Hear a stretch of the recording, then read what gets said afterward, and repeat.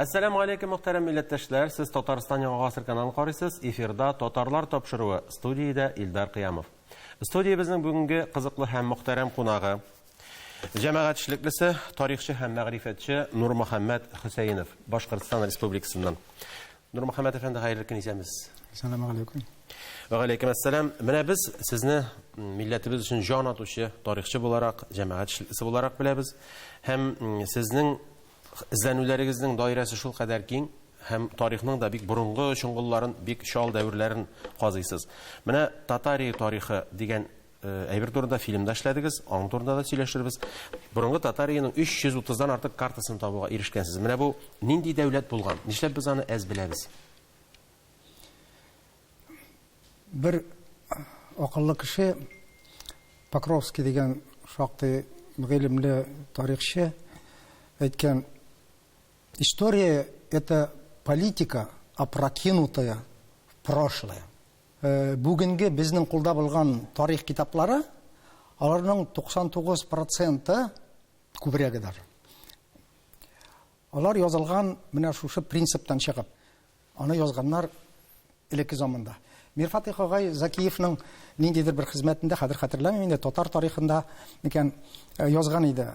Менә тарихчыларның бөтен эшенендә тел төбендә шул ята. Татарлар бөтен җирдә дә килмешәк. Уланда киңрәк тә әйтә. Төркиләр бөтен җирдә дә килмешәк. Һәм алар качандыр бу җирләрне кайтарырга тиешләр чын хуҗаларына. Кемнәргә? Индоевропеецларга. Имештә монда да иранлылар яшәгән качандар, бу җир, бу киңрәкләрдә. Кайдадыр анда Кытайда, анда Монголия җирендәме Европа кыяфәтле кешене тапсалар, җир астында инде археологлар әйтәләр: "Менә күрәсезме, монда бит яшәгәннәр европалылар, без яшәгәнбез." Ул төркиләр кычкырып әйтмиләр, что татарлар монголоид түгел. Но безне бит монгол, татар дип безне ачырмыйлар. Гәрчә аны да алып ташларлар. Менә Путинның бер уңай әйбере, ул китаплардан бу алдакны алып ташларга кушты. Монголо-татарский иге дигән сүз бүген төшереп калдырылды. Әлеге төшенчә буенча фикер йөрткәндә римлылар булмаган. Римлылар алар бөтенләй икенче халык. Рум дигән бар. Менә әле дә Рум дигән халык бар. Бик аз санлы, Кара диңгез буенда калган алар, бер никадәр Төркиядә бар. Алар төрки телле халык. Хәтерем ялгышмаса, алар турында Коръәндә дә телгә алына. Онда бар Ар-Рум сүрәсендә менә дип бүгенди римлылар җиңелделәр, әмма вакытлыча алар яңадан җиңәчәкләр бу раставщикларны, процентка акча бирүчеләрне. Кем өстенлек алган булган монда вакытлыча? Коръән әйтә бит, вакытлыча ди аларды җиңделәр ди румлыларны ди. Килер бер вакыт алар кире кайтарлар ди. Төркия бүген исәнме? Исән. Төркия аягына баса алды. Ул бик күп кыенлыклар аша үткән ил. Шушу Рум дип Коръәндә әйтелгән Урум һәм бөтен көнчыгыш, көнбатышның һәр хәлдә Румыниягә, Босния-Герцеговинага хәтле, Германияның көнчыгышына хәтле, Норвегияның уртасына хәтле татар җирләре булганлыгына минем бүген дәлилләрем бар. Нурмөхәммәд әфәнде, сезнең әйткәнебезчә, кызыксыну даирәләре шул кадәр киң, хәтта менә татар эзләрен без Италиядә дә күрәбез. Мин ялгышмасам, ул этрусклар белән бәйле. Каядыр бер галим язып чыкканын ишеткән идем: "Этруски это русские" дип. Ләкин анда русларның эзе бик ерак, анда алардан төркилек аңгып тора кебек. Күренеп тора сүзләрендә үк. Булар инде Нәсим Сахапов та өйрәнгән иде. Менә ул хакта да әйтегез әле.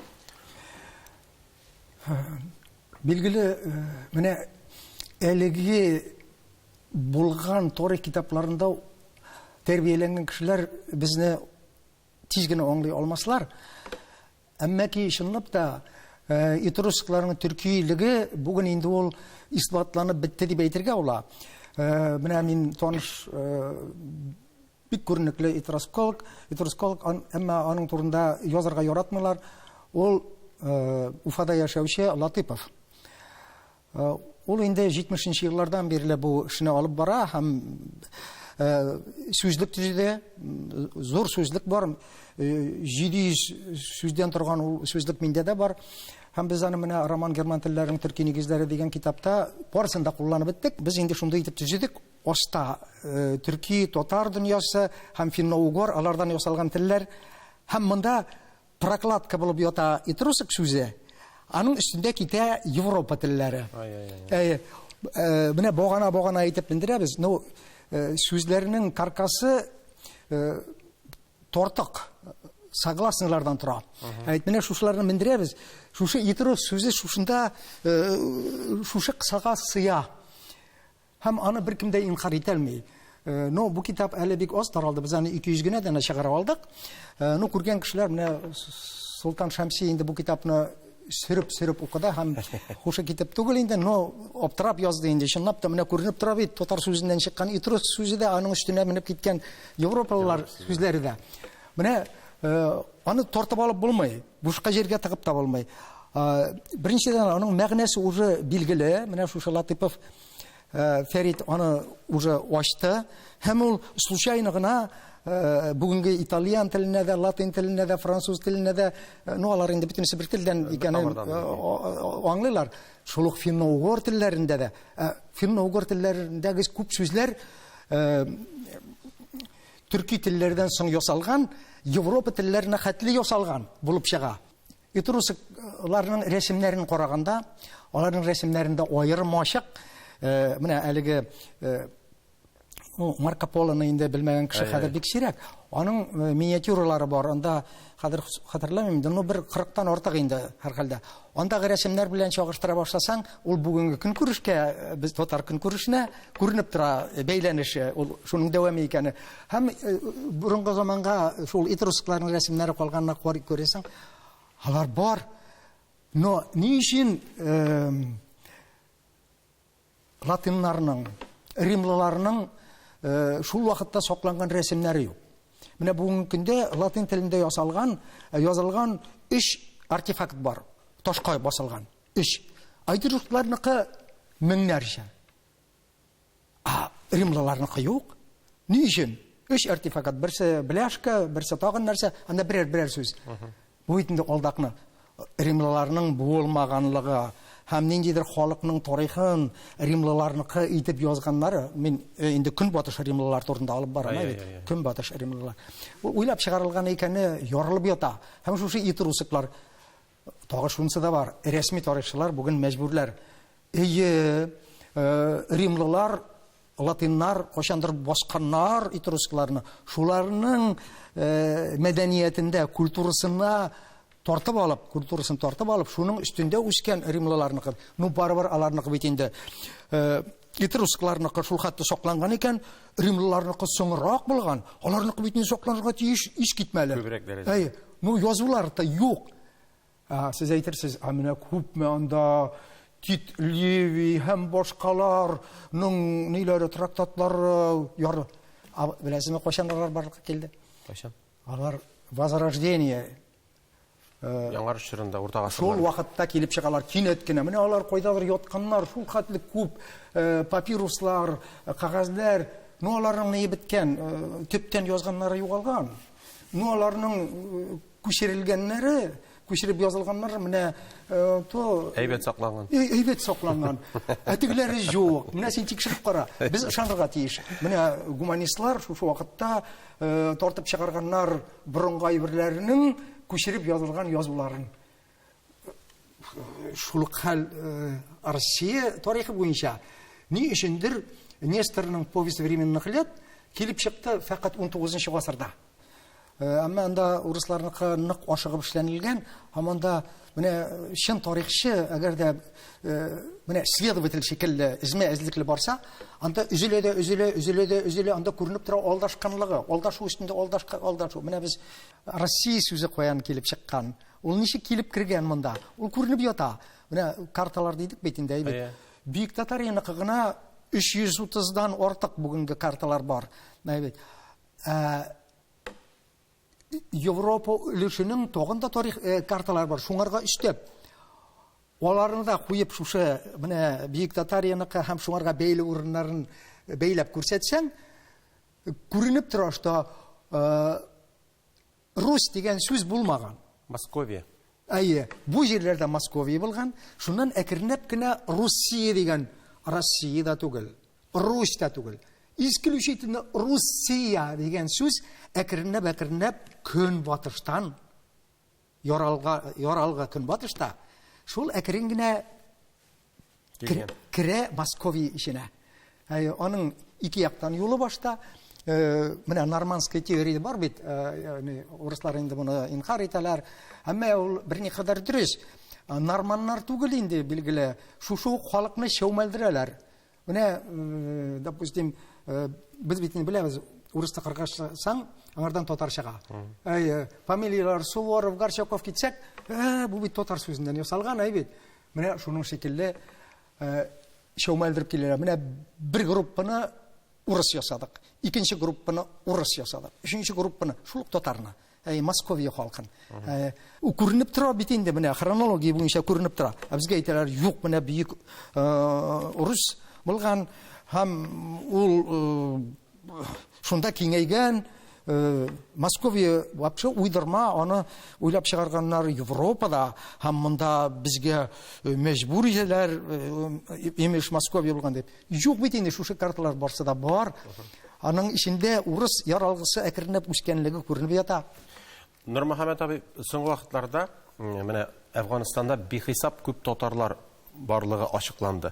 Менә аларның әлегә кадәр татар дип аталмавы, үз билгеләнүе, шушындый сәер булуы, ул шушы тарихи фальсификация белән бәйлеме? Билгеле инде. Менә карагыз әле, алар бит ачыктан-ачык әйтәләр. Безне моңарчы татар итеп язмадылар. Я таҗик, я үзбәк, я уйгыр, я кемдер, я кем. Бу нәрсәне күрсәтә? Бу бит анда гына түгел, бу Иранда да шушылай. Анда йомшаграк инде. Пакистанда без тапкан нардан Афганистанда күбрәк. Әмма Афганистанда моны әле кышкырып әйтергә форсат булмады. Афганистанда да без моны кышкырып әйткәннәрен күрмәс идек, әгәр дә Талибан анда булгатмаса. Мәҗбүрләр бу мәсьәләне күтәрергә һәм чөнки татарлар кирәк. Алар хәзер анда баш күтәрсәләр, ни өчен безнең хукуклар бозыла дип. Бит кемгәдер малы не покажется. Талибаннарга да бу кирәкми, әлеге рәсми властька да кирәкми. Ике якта да бу мәсьәләгә карыйлар. Татарлар безгә дошман булмасын, әйдә без аларга подумаешь, татар дип язарга рөхсәт итә. Бит принципиаль нәрсә. Татар дип язылырга рөхсәт юк. Һәм бу күп җирдә. Бүгенге көндә менә татар дип менә күз алдыгызга китерәләр. Менә мин үзем 4нче класста укганда безгә кинәт кенә әйттеләр: Монголия татарская иго Чингисхан. Минем башка суккан күп булды. Бит татар авылында бит әле ул, бит без бер-беребезгә карашып куйдык. Мин ни өчен аны нык итеп игътибарга алганмын? Минем әти ул инде Сталин лагерьлары аша үтеп кайткан вакытында авылда мәдрәсә, мәктәп мәдрәсә укып рухи ныгыган кеше булган инде ул. Мин әтидән сорыйдыр инде, Чингисхан кем ул, татарлар кем ул? Әти сөйлидер. Менә элек мәдрәсәдә бит татарлык кертелгән, мәктәп мәдрәсәдә. Мин Тукайны әткәйдән белдем. Мин мәктәптә уже кул күтәреп шигырьләрен сөйлидер. Мәдрәсәдә укытканнар бит, хәлфәләребез. Менә шушы протест туды һәм шул хәтле яра булып калды. Татар авылында бит әле ул. Без, оказывается, монгол татарлар һәм Чингисхан вахши булган. Бит бүгенге көнгә хәтле дәвам итә. Менә Мәскәүдә утырган яки Свердловта утырган татар баласының дәресенә. Алар шулай дип уйлый. Алар шулай дип уйлый. Ул бахыр татар булмас өчен, татарлыгыннан качыр өчен нинди генә чаралар күрми. Менә шу биек татарияны әкренләп шулай итеп таркатканнар. Син татар булып йөрисеңме әле? Син татармыни, син бит дошман. Ул кичәгенә кенә үзе Крешингә әйләнгән, үзе кемгә әйләнгән. Крешин процессын бөтенесе дә үткән. Европаның бөтен өлеше дип әйтергә мин. Без әле бөтенесендә каза бетермәдек, но безнең җыган әйберләребез шул хәтле күп. Ул яктагы татар. Менә Румыния. Зур ил түгел. Шунда 23 татар дигән топоним бар. Да вроде бы Румыниядә ул кадар татарская иге не була. Акоян ул анда бурынгы без хан заманы дибезме? Алар әйтәләр татар заманы диләр. Аларда мех бүрек татарка дип атала. Һәм тагын анда берничә әйбер бар, татар дип аталган. Нишләп ул анда атала? Европаның почти үзәге бит бу. Менә шушындай кызык әйберләр. Менә, допустим, Германиядә 8 без тапкан топоним. Мен беләм, тагы 2 бар, без аның координатларын таба алмыйбыз. Булачак китапта без координат белән куябыз. Менә беркемдә спорить итә алмаска тиеш. Менә бу татар дип аталган Япониядә бармы тау? Бар. Менә координаты. Набирать итәсең дә, тиз генә Яндекс. Карыйсың, чынлап та бар бит. Нурмөхәммәд абый, менә бик кызыклы гына бер фикер. Менә монда шундый 8 ел элек миңа шундый китап бүләк иткәннәр. Татар тарихы альтернатив караш дип атала. Моны Свердловда яшәүче Илдус абый Хуҗа миңа бүләк иткән. Һәм ул менә бу китапта раслый. Шин тарихыбыз Коръәндә дип башлый да, без Европадан килгән татарлар дип белдерә ул. Менә татар, ягъни мәсәлән, Европадан килгән. Бу безнең монголоидка әһәтле булмавыбызны да шунда исәпкә ала торгандыр инде. Менә сезнең тарихчы буларак карашыгыз ничек? Бу фикер ихтирамга лаекмы? Лаек. Кем әйтмешли, разные суждения у разных, но мало кто вернее знает дигән сүз бар. Мин аның берникадәр карашы белән танышмын һәм ризамын. Әмма мин шунысы белән риза түгелмен. Без Европадан килгәнбез дигән. Без бер җирдә килмешәк түгел. Без бөтен дөньяда менә кешелек дөньясы ничек таралган?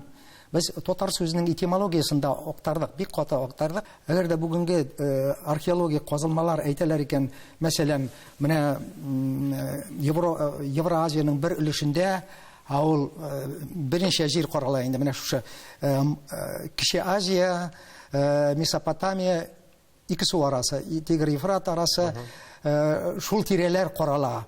Египет тирәләре карала. Менә гипотетически шул тирәләрдән кешелек дөньясы башланган. Менә татарлар шунда башланган. Һәм шушы татар сүзе шул вакытта ук булган, иманым камил. Чөнки ул тата. Менә румын телен ал бик күп телләрдә тата дигән сүз өлкән дигәнне аңлата. Менә без аны бик метекләп бер бүлектә карыйбыз шушы сүзне. Бик күп телләрне җәлеп итеп. Һәм күрәбез, что бу сүз чынлап та өлкән дигәнне аңлата. Бу сүзнең нигезе бер, һәм аның артында ир, татаир, аннан сингармонизм законы кушыла да, беренче ижек ничек әйтелгән, каты сузык белән, йомшак сузык менә татар, татаир урынына татар. Бу Элизия күренеш. Җәмгыятьнең башында кеше бит ул статные животные диләр, бит. Кеше бер үзе яшәми, ул җәмгыяви кеше. Һәм ул үзенең өстендә кемдер торуны аның инстинктына язылган ул. Инстинкт. Ул кемгәдер буйсынырга тиеш, кемдер башлык булырга тиеш. Иң көчле кеше, иң акыллы кеше. Бит. Кешеләр аны панаити диләр, алар туялар. Менә бу безнең җитәкче булырга лаеклы кеше. Аны үзләре үк төртеп чыгаралар. Син безнең җитәкче булырга тиеш. Тата өлкән. Менә тата ир. Ул шулай таралган, менә кешелек дөньясының тата дигән сүз барлыкка килгән икән. Менә шул. Аннан соң күбәйгән, бусының да башында яңа тата ир, моннан бүленеп чыкты яңа кабилә. Тата ир аның башында тора. Алар бер телдә сөйләшкәннәр. Адәм белән Хава үзара ике телдә сөйләшмәгән бит инде. Берсе латин телендә, берсе татар телендә. Ачык.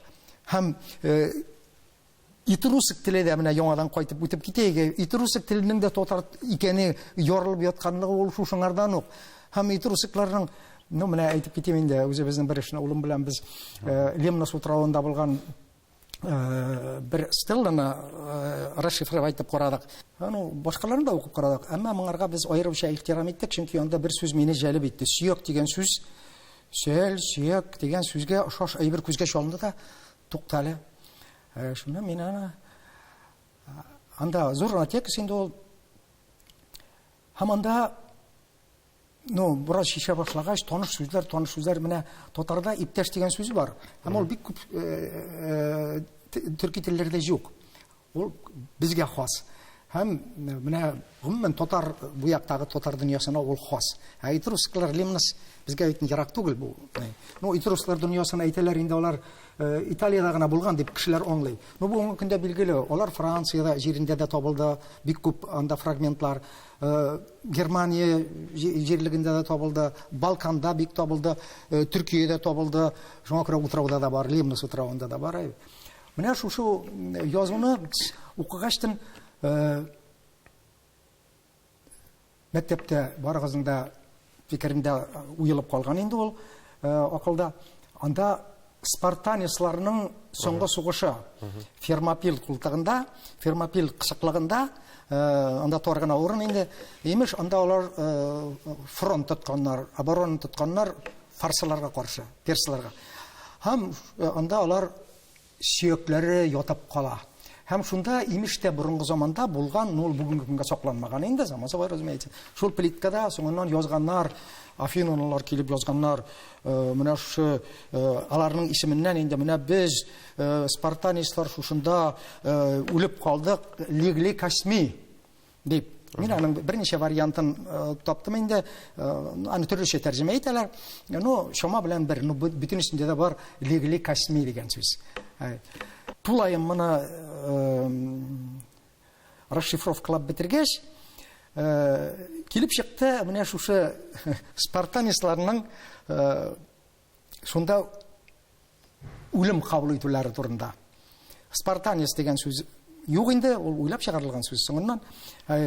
Без монда сөякләребез белән ятып калдык ди, Косми дигән. Ну, билгеле тел әзрәк архаичнырак, урынга татар теле. Әмма ки ул бүгенгедән ерак түгел. Анда әзме күпме гарәп сүзләре кергән. Ну, ул ансы да әле бәхәсле, чөнки менә безгә әйтәләр, гарәп теленнән безгә кергән дип кайбер сүзләр. Әйе, кайбер сүзләр кергән. Безгә әйтәләр фарсадан кергән дип. Без анализлап карадык, менә шушы теге астынышка куеп тюркская основа роман германскийда. Без аны ясап карадык. Алар безнеке булган. Аларга күчкән һәм соңыннан аларныкы дип безгә әйтәләр. Аларда да бар, бездә дә бар. Ну, ни өчен ул аларныкы булган? Чөнки алар борынгы. Ул нәрсә белән исбатлана? Бер нәрсә белән исбатламый. Традиция дигән әйбер бар. Менә Рафаил Хакимов моны бик яхшы әйтеп манчада. Менә тарих фәне традиция аша өйрәтелә. Менә борынгылар, элекке тарихчылар ачканнармы? Без шуңардан яракка китмәйбез, чөнки традиция. Син хитмында шартла. Әгәр дә элекке тарихчылар язганнар икән, традицион шушылай монгол татарлар булган дип, без монгол татарларны алып ташлый алмыйбыз. Чөнки традиция бит бу. Менә монда да шушындый ук хәл. Менә булар хакында без алдагы тапшыруда сөйләрбез. Хөрмәтле тамашачылар, студиябездә кунакта җәмәгатьчесе, тарихчы һәм мәгърифәтче Нурмөхәммәд Хөсәенов булды. Аны белән саубуллашабыз һәм киләсе атнада очрашу көтеп калабыз. Исән-имин булыгыз.